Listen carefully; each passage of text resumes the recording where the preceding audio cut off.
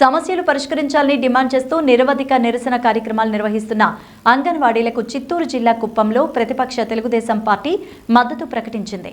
TDP రాష్ట్ర organising secretary, Kuppam నియోజకవర్గ TDP విస్తరణ విభాగ కమిటీ అధ్యక్షులు డాక్టర్ సురేష్ బాబుతో పాటు డాక్టర్ వెంకటేష్, కన్నన్ బాబు, రాజారాం, జ్యోతిశ్వర్, సురేష్, బాలాజీ, ఇమ్రాన్, రెహమతుల్లా, మణి తదితరులు అంగన్వాడీలకు సంఘీభావం ప్రకటించారు.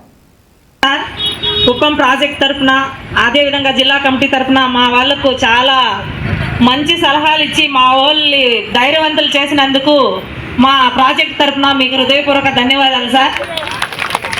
మీరు చెప్పిన దానికి మేమందరూ మాట్లాడుకొని మీకు ఏదొకటి తెలియజేస్తాం సార్. అదేవిధంగా పోరాట నిధి అనేసి పెట్టుకున్నాం సార్. మాకు సాలరీస్ లేవు, వీటికంతా డబ్బులు ఖర్చులు అవుతుంది.